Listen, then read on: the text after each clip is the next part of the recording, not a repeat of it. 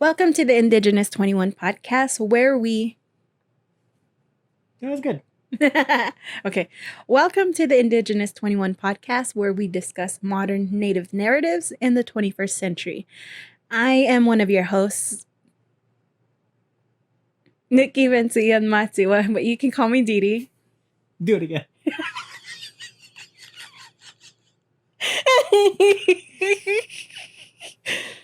You want to leave that in? We'll leave that in. A blooper at the beginning of it. Oh, cut that and put it before the disclaimer. Okay. Any and all expressed, shared, or implied suggestions, opinions, actions, jokes, discussions, or points of view shared on the Indigenous 21 podcast are our own, hosts and guests alike, and strictly for entertainment purposes only. They do not represent opinions or beliefs on any background groups we might identify with, such as family, village, clan, tribe, gender, age, ethnicity, race, religion, socioeconomic status, sexual orientation, education, or career professions. Content shared on the Indigenous 21 podcast can and may be emotional or thought-provoking, and as such, may contain controversial subject matter. While it is not our intent to create environments that will cause harm to our audience, we advise that you feel free to stop listening at any time, as these controversial subjects will continue for any given length of time. We believe in making the Indigenous 21 podcast to be a safe space for open, honest dialogue and/or discussions about any given subject as they arise from our hosts, guests, and audience commentary.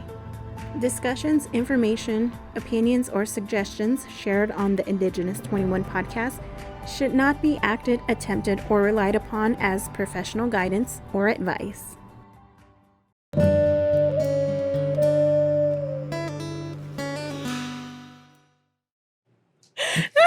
Welcome to the Indigenous 21 podcast where we discuss modern Native narratives in the 21st century. Nisami vaya yan hope Matsiwa, but you can call me JD. And I am his sister, Nikki Vinci and Matsiwa, but you can call me DeeDee. So I wanted to touch a little bit of a more controversial, really, I guess, provoking type of subject with you today in this episode. I'm going to play on my emotion. Yes. Especially one that does particularly hit close to home. And I'm pretty sure it's going to hit close to home to a lot of our listeners. Probably pretty much every one of our listeners.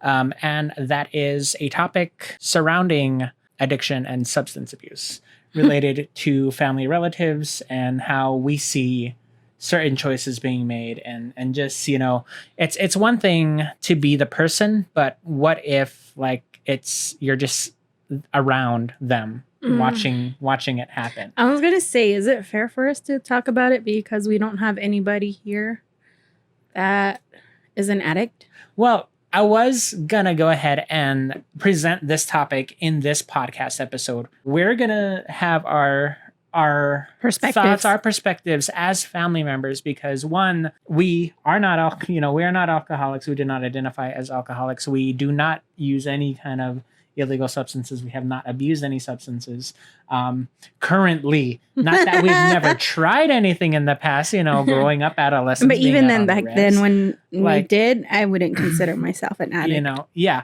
I always had control over. Yeah. So I don't know. I guess just because this is something that I have been wanting to bring up on here, and to open up to our audience, and because I know that this is something that I know has a lot of strong opinions on, depending on what your experience is, depending on what your journey is to this particular topic. And I know that there could be potentially someone willing to discuss more on this subject. So I just figured this would be a good opportunity for us to actually just present it to the table. Open up the discussion. And then I would really appreciate someone who was willing to join in on this topic discussion in a part 2 episode about the subject. And we're more than happy to feature you along with us. Okay, because this is a touchy subject, I just want to do a disclaimer for myself because I'm very opinionated, very strong-willed. I'm going to just put this out there, okay? I don't believe in addiction. I know, I acknowledge we've seen it. We see it. I acknowledge it its existence. But just like how I acknowledge, Christianity, Catholicism, or like it's there, but you don't believe in that it's philosophy. there. I know it's there. I know Mm-hmm. it's in existence, but I don't believe in it. I think that aspect of it, and looking at that characteristic of somebody, is really more so just it's an opinion. It's based on opinion, and then you can have someone who does actively work within social services, who is a therapist, who is a doctor, and then they can go into the all sciences and the chemically brain stuff of it all. But in the culture that we were raised in, it's a very high discipline in terms of self accountability, Right. and that is how we were raised, is that you are always accountable for your actions. You do not shovel any blame onto like something else. It's For you always your own action up to choices. what you do. Yeah, Right.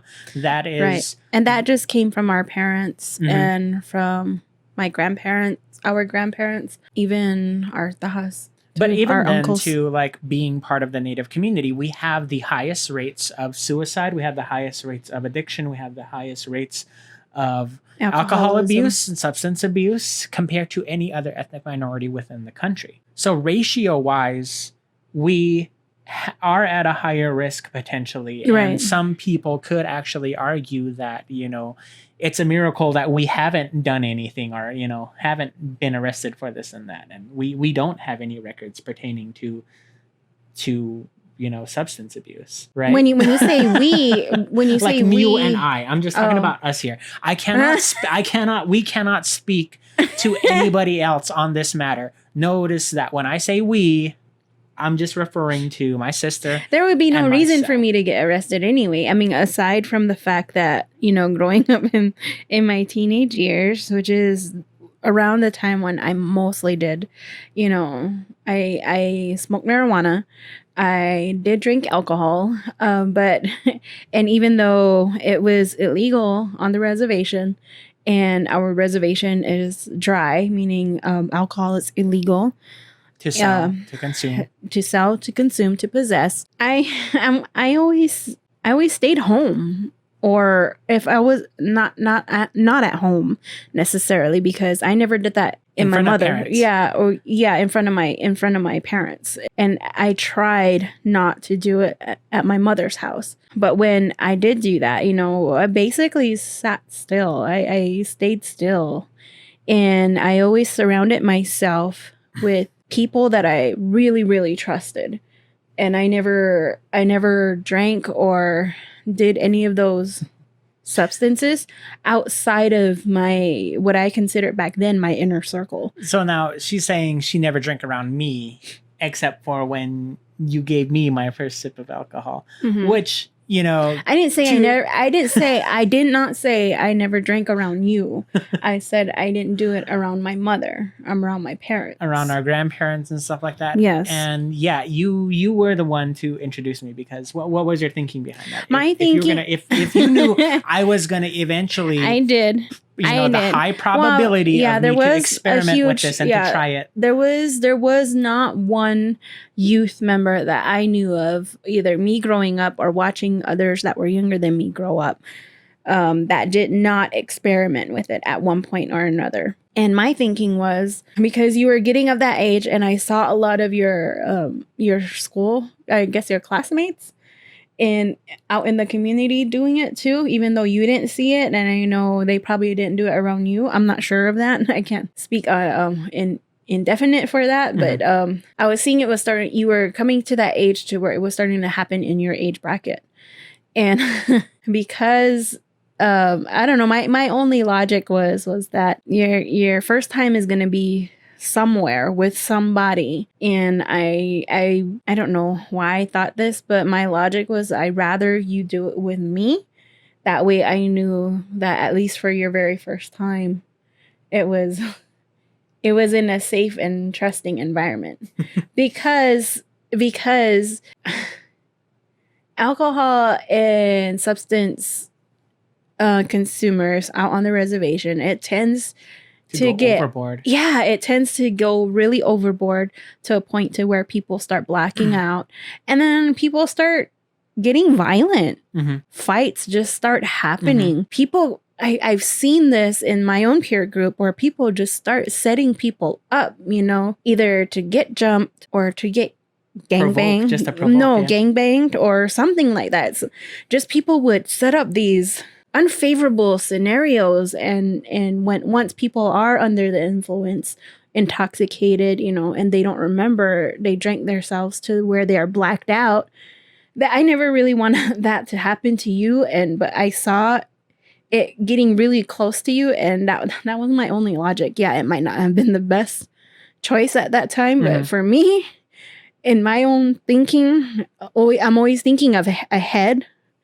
I don't know. That was my logic to it. One thing that I do remember is, before, like, it's not like you just handed it to me for me to try too. I do remember you lecturing me and talking to me and giving me the what if scenarios, and just make sure you don't do this, make sure you don't do that, typical, older sibling advice that you would give to me. I do remember a lot of that. It was something as an adolescent and not knowing any better and just, doing it for the sake of it.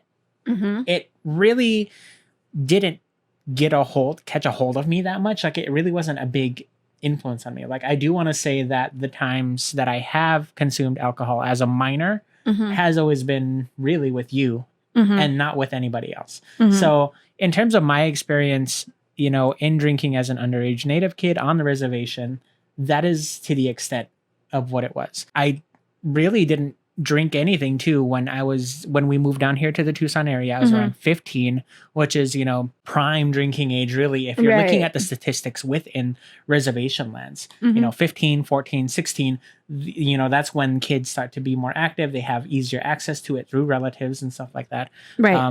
I never really got involved in any of that down here, even smoking of weed. Well, that was because you were always active. You had, after moving down here to Tucson, you had more opportunities to keep more yourself involved and stuff. occupied. So then are you saying that those who do partake in these substances just don't have anything better to do? No, I mean, we're more likely because we don't.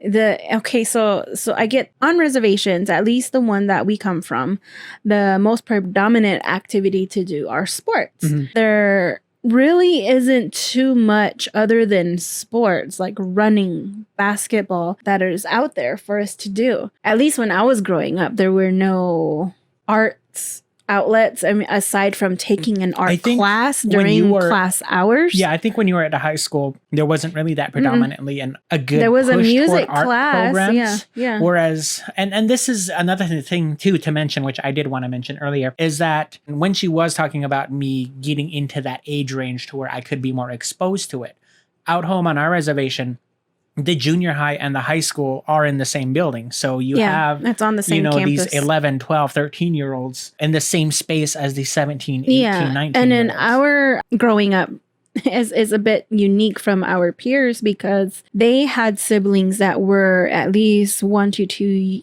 anywhere from 1 to 2 years apart, where you, me, and our oldest sister were all 7 and 8 years apart. So we didn't really have anybody. I mean, we had our relatives or our clan brothers and sisters that we went to school with, of course, growing up. But we never went to school with one another. Yes. Yeah. So there was never that lookout person or the person to keep you in line if anything was going around school that was like, oh, have you heard about so and so? Like, you weren't there to catch any of that. And then if somebody if we got into a situation where, like I said, those unfavorable circumstances where people set you up or antagonize, push you to where you're going to get into a fight or something like that, we really didn't have anybody to rely on or have our backs. We had our own backs, basically. So I don't know. I guess just growing up from my adolescent experience, like I said, there was no program for, me. I was really highly into, the performing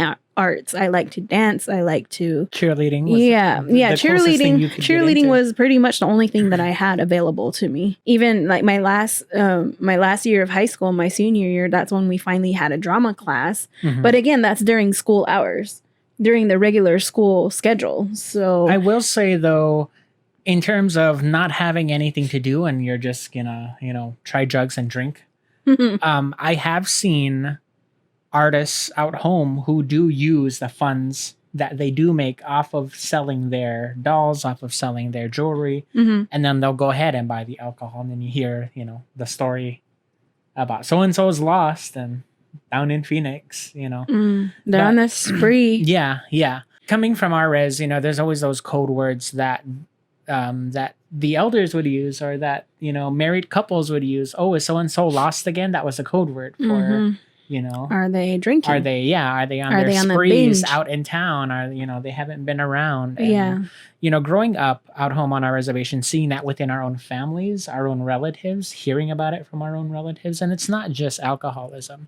There's other substances that have gained a tighter grip on our community since we have left, and it's like we're hearing all of these painkillers stories from out home, and we see these family members, and it's like, I don't know, how do you feel in terms of breaking the cycle? Like, where do we draw the line in saying that? How are we going to change our community? How are we going to eradicate these behaviors from our community? Is it up to us? Is it, I mean, how do we address it? Well, they do have programs out there, at least from our tribal reservation. We have programs that are available through the Hopi Foundation for substance abuse, domestic violence, things like that. And because there is this, addiction is considered a disease. It's something that they can't help. Which is something you don't agree with. Which is something I don't personally believe in. I get it. I mean, I'm okay. So when I say I personally don't believe in it, it's something that I don't apply to myself. But then again, coming from the perspective of someone who doesn't have an addiction, that's, I see someone as going through this process, coming against us and saying, well, since you don't have this problem, you don't know what it's like. And, and it's true, because I've always been able to stop myself. Or to say no. Or to limit myself. And speaking of saying no, too, it's like so you and I, you're in your mid-30s, I'm approaching 30. We haven't really drank. I haven't really drank in the past 3 years. Yeah, every now and then, just to be very transparent, we will buy alcohol every once in a while, whether it'll last forever. Wine or if it's just, a 6-pack of some type of beer. Cider. Yeah, cider beer. It'll stay in our household for months on end. And if I crack something open, I won't even finish it. I'll drink it to sip on it to. It's very occasional, very social, very. And few and we far don't drink between. beer. I don't drink beer. You don't drink beer. No. I hate the taste of just plain beer, Budweiser. And that's something that we have seen our family members drink. And it's like... Well, because that's what's available. Because those that's the cheapest thing that is available. Yeah. Because those that are bootlegging on the reservations, that's the cheapest thing to buy. And then they know people are going to want to buy it no matter what type it is. So... There you go. But then again, you also have to reflect back on our parents' culture in the boomer population and them going away to college, being exposed to, that drinking culture back in the 60s, 70s, how that had influenced their habits. And then you also have a good portion of our population, too, within our elders who are vets. Yeah, who served in the military. And who turn to alcoholism to try to suppress certain things that they have experienced overseas. Right. So, I understand, and we do know, because this is very... it hits home with us. We see it within our relatives. We lost a family member, due to these things. We have several, not several, like there's a whole lot, but we do have more than one family relative who is serving time right now because of, these things that have happened and the choices that they have made and what they have done. Just because they can't stop, they can't. I guess it's just they don't know their limitations. They have no control over keeping themselves at a limitation. And even just the sight of it, it's like there's this mentality that I've seen where it's just one, I'm just gonna have one. But it's like, dude, but to me it's like, dude, you know your own self, you know your own patterns because you done it before. mentioned it and even called yourself out on it so many times, saying, I just never know. I just always get myself into these situations, and what's wrong with me? I can't stop. It's like, okay, if you already know, if you're already aware of that, why even put yourself in that situation to begin with? Because obviously, and I'm sorry, I don't mean to sound very judgmental, but I mean, this is just my whole thinking. Is just like, if you already know that of yourself and you know that this is in an area that you fall susceptible to and you're not very strong in, then why would you put yourself in a situation to fall into that? That will increase your chances of falling into that path of destruction. The frustrating thing that I see is how once they're in that state of being, then they want to have other people feel sorry for them, you know, into a situation that they got themselves into. Yeah, it's like, like, why are you mad at me? How come you're not feeling sorry for me? And I guess because you and I have seen it happen time and time and again with certain relatives, like we're through with feeling sorry if it's just this hamster wheel of and it's not because we're mad at you. It's because, well, for me, it's because I love you enough to want better for you. And this particular pattern that you're going down on and how you're treating yourself, I don't like it. And I'm going to stick up for you even when it's you yourself that is your own worst enemy. For me, that's the sincerest type of love that I can give to you. I don't know. It just gets really frustrating. I get really impatient with it. I will admit I do get really impatient with it. I don't have any room for that type of guilt trips, I guess. Mainly because you know, you and I have essentially grown up compared to these relatives who are around our same ages, older than me, around your age, you know, and we see them making these negative choices that have a negative impact on not only their lives, but their own families' lives. And if they have children or their parents who are always having to bail them out and having to take care of their children for them because of these choices, you know, and I think because, you know, they say not to compare yourself to other people, but in this instance, it's like you and I have been able to grow up and to at least obtain our own careers, maintain our career job positions for the past 6+ years. We are responsible for our whatever our obligations are, whether they be financial or family, you know, and not to say that we're what's the excuse of not having this other person that we know who has grown up with us in the same freaking family? What's your excuse for not being on the same level as you? That's where I'm coming from. Well, I totally get to that. For other people, I mean, everybody has a story. There's something that it stems from, whether it be neglect, child abuse, sexual abuse. I mean, I will have to, and this is the first time I'm admitting it, and this is something that I know that has had a help in triggering, you know, our own relatives, is that, you know, there's these things such as, you know, sexual harassment that happens within our communities, and these sexual harassments and abuses that occur come from people that we're supposed to be trusting in, meaning our relatives. I will admit it has happened to me. It has happened to others that I know that have kind of turned to alcoholism or substance abuse. And I know maybe they had parents that were also alcoholic or addicted to another form of substance abuse, and they've gone through that household upbringing of domestic violence. And to pull back the curtain on our own situation, our household wasn't perfect either, you know? And we did have occurrences to where there were violent outbursts in our household.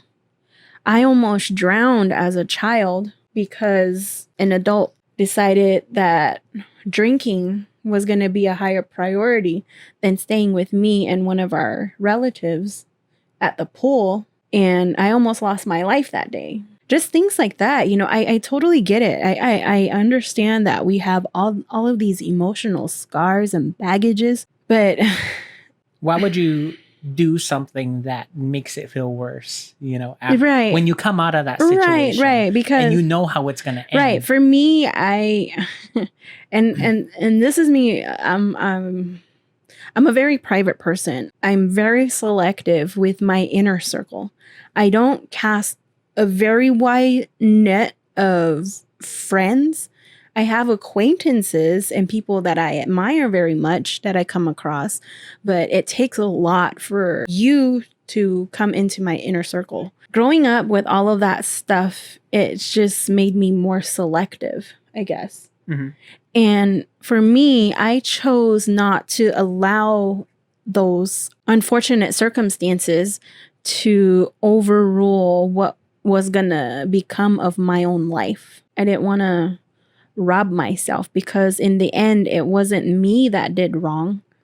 It was somebody else that did wrong. Mm-hmm. And because I became a mother at a young age, at the age of 21, I just didn't want to ever put my son through those experiences that we've seen over and over and over. It's just a decision that I made for myself. It's a life's mission that I've made for myself to, like I said, not let those things define me or determine my future outcome. From our perspective and where we're coming from, where our mentality is one decision that I made back when I was 19 was the decision to not drink coffee, not drink any soda. Mm-hmm. It's a big decision in your life. But I made that choice for myself to one, soda, of course, high sugar consumption. Again, our ethnic group is the highest percentage ratio wise for diabetes. Our father is a diabetic. And so, I decided, okay, so sugar is not really that good for you. I'm going to go ahead and cut out as much of it as I can. And tea is my only consumption of caffeine. I only drink tea and water. And I have only been drinking tea and water for like the past decade. Now, right. And then also you can, I get that, substance abuse, alcoholism is something different. But, as far as your mention of caffeine and all that, or, there's such a thing as food addictions too. Mm-hmm. And again, like I said, I know addiction is a thing, but I just don't believe in it because it's, to me, I'm just too stubborn too stubborn to give into a concept to where I'm out of control of it. It's out of my hands. We are driven enough to have that willpower to actively make these decisions and say, no, I just don't want to do it. And that be the end of it. And then it's also me taking on that accountability that if I do decide to do it, it was all me. Yeah, I made that choice. Yeah. And nobody else is to blame but myself. So in terms of the perspective of seeing, and I know this is going to be highly controversial, but in terms of seeing these addictions as weaknesses, is it a weakness to our community and how we are depriving the younger generation in terms of what they're exposed to, what they are seeing their community members, how they're seeing them behave while they are under the influence? Is it a weakness to our community? Is it a weakness to our people? I would think so, because I have seen some youth out there where if, because they're so used to being in the chaos of the addiction, of either their parents, their older siblings, some kind of family member that frequents the house a lot, that they're around a lot, where I've seen the kids get influenced to where if everything is okay and there's no addiction, no drinking, no substance abuse, no domestic violence about in the house, and everything's fine, everything's calm, I've seen where the kids can tend to create that chaos on their own. Because it's not happening because anymore. It's too calm and they're not used to it. And I've seen them where they, where they actually start acting out. They start misbehaving. So we know from history that, there could be all kinds of causes leading up to these choices to consume these substances. But when it comes to combating and making sure that it leaves our community, why do you think we're losing hold on our community? Why do you think it hasn't, there hasn't remedied itself? We don't know the actual numbers, like we could have done more research into this. I just wanted to get our feelings, our feelings and emotions set on this in terms of our own personal perspectives when we introduce, and if someone is willing to, join us in a part 2 discussion on this, we can actually look at the numbers, the statistics, and see how, what data is being recorded in this community or that community. But then also, tribe. Like I said, the data and all that stuff is subjective because 1, there's not a whole lot of people that are reporting it. Or 2, it's not accurate reporting, and people are just taking surveys, and you can answer however you want to on a survey. Right. So a lot of the times, Indigenous people, we tend to keep our problems to ourselves, like our real issues. Household. Yeah. The whole saying of, therapies for white people, that holds true, especially within our community. But when I'm talking about this being a weakness to our people, I mean, I literally have seen posts on Facebook where it's like they're praising themselves for being 1 day sober, for being 5 days sober, which, yes, okay, not to belittle this person's accomplishment. Like, yes, it might have taken a good amount of effort to actually not do anything for the past 24 hours or for the past week. But when you're setting the standards that low, it's this is me talking is as if like I'm talking to, the youth that I'm coaching or to the youth that I work with. Addicts, this is me talking to like my nephews, if you're out there listening, my nieces, if you're out there listening, it's like, how can we say that we're improving as a community if we're going to set these minimal successes to such a low standard and say that's an accomplishment? I haven't had a sip of sugar in the past 3 hours, so yay me, Well, I know that it's not it's nothing compared to a 6 month mark, a year mark, 5 years, but it's a seed that's being planted. It's a step. It's a seed in a direction. Yeah. And okay. So if you mention it that way, then yeah, it's a step in a direction.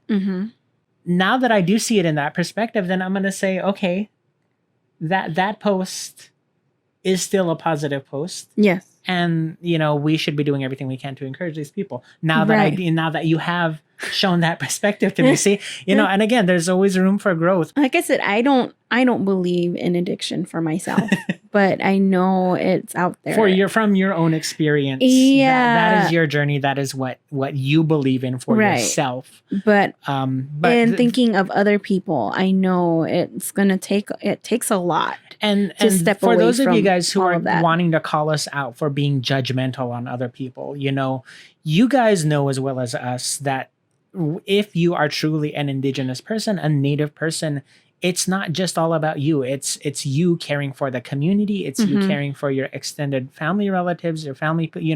You take care of everybody around you. And so when you see something that is having a negative effect on that family, on that relation, it's like, what, how are you going to fix that? How are you going to battle that? And I think it gets to a point too where it goes back to old teachings for Indigenous communities where we don't have to us, there's no such thing as minding your own business. Yeah.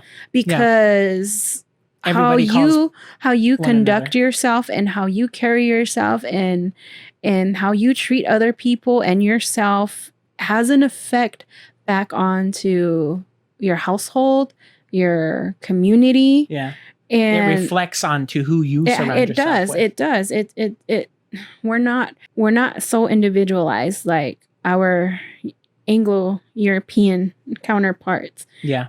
We are more communal. The I identity, the only me identity. Right. Yeah. And that's one thing where I do try to teach, the kids that I do work with in my professional setting, the term, relations or the term, relatives. Reflection. Yeah. The word I use for these kids is reputation. That's what follows. It's basically just a reputation. And who knows about reputation better than teenage kids? Yeah. Better than kids. And I think that whole thought process has started to shift, especially with the younger generation now, because I do hear it. I mean, what do you care? You're not the one doing it. Or what do you care? Yeah. It's me that's doing it. It's not you. And it's like, well, okay, first of all, because you and I grew up together, or you and I come from the same, our grandmother from the same clan household. Are we still not family? I mean, and then what do you care? It's like, well, I care because we're family. Yeah. And I love you. And for those of you Hopis out there, we can even and pull an example of saying this village behaves this way. Oh, they're from that village. Oh, no wonder why she's like that, because they're all like, they act like that. That's how they are. That's how they do it over at First Mesa. That's how they do it at Third Mesa. Yeah, and for the most part, I know there are practices in my life that I know aren't agreeable to most, but in the grand scheme of things, what I'm thinking about, and that's always in the back of my mind as I'm going throughout my life, is it always boils down to what would Taha say. Mm-hmm. What would your soul say? Yeah, what would Taha say? Our Tahas are our household disciplinarians, and they have the right to tell us when we're doing wrong and to punish us if need be. My whole thought process is, am I going to get in trouble with Taha? How I see this affecting my community is, it's just that bad reputation. It's and the thing that about us is that we're very direct. We're very straightforward, and we cut out all of the filters. And to me, I mean, our tactics are going to be different in the delivery of it, but for the most part, we're going to be honest. But like when you go to the stereotypical like native, there's going to be that stereotypical drunk native in the downtown of some city. Mm-hmm. That's something that's just there. Fire water drinking Indian, and are you ashamed of it? It's ashamed is kind of like when I think of ashamed, I think of like a shyness. It's a frustration, really. It's like we claim, native people claim to be all knowing in terms of like respecting Mother Earth and having respect. In Hopi we use the word gyapsi. Mm-hmm. And we claim to have this spiritual knowledge of self-discipline, of how to be respectful, and yet we are allowing our own family members, our own clan members, our own community members to partake in these actions that are hurting our communities. Right. We and know hurting themselves. who these dealers are. We know who these bootleggers are. They're in our own family. They're our own family members. Mm-hmm.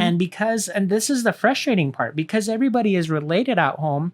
We have one brother who is in the police force, and then we have another brother who is out dealing. This is hypothetical. I'm not calling anybody out specifically, but like a family could have a relative in the police force while they're having that's another cousin out there dealing and bootlegging something, but yet that person's not being arrested. Mm-hmm. They know what's happening. And this is the frustrating part, is we know who these people are within our communities, but there are no actions being taken. Well, and also you have to look at the laws of each tribal community as well, because I know for at least the Hopi reservation, there's no limit to how many DUIs you can get on the reservation before you go to prison. It's not like the urban area where you have a record that follows you everywhere. Yeah, you have a record and you get so many things, and then you're put away in prison for, even if it was just driving drunk, quote unquote. I guess it's start there, amend the laws to where there's actual accountability to the people. I know in some tribes, they do actually, what do you call that? They do kick people out.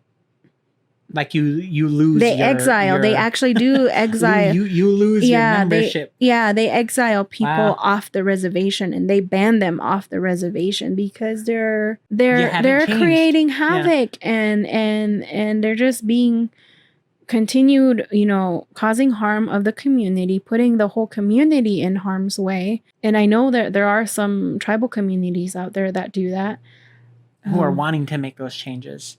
Then when push comes to shove, this is the only way that we can really see to eradicate Yeah. these things from our communities. Yeah, but then there's also the other coin of it to where we don't believe in kicking one another out or leaving the other to our own offenses. We have to have a support system.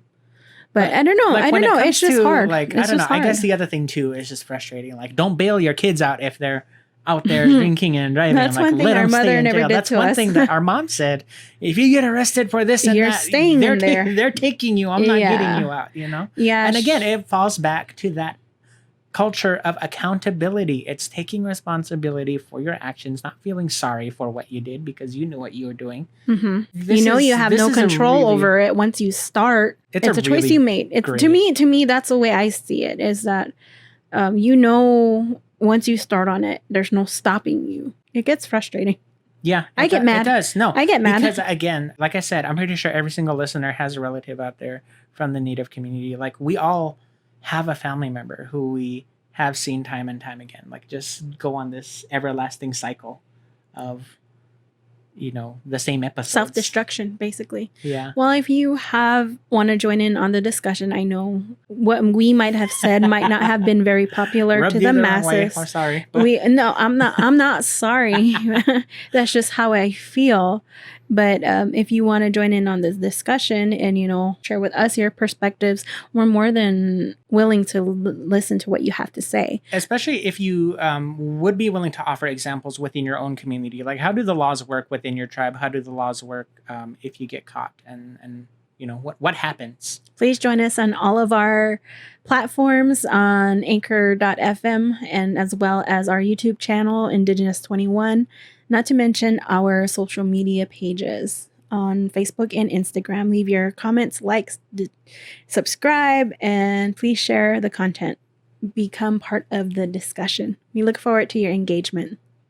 We'll see you in the next one.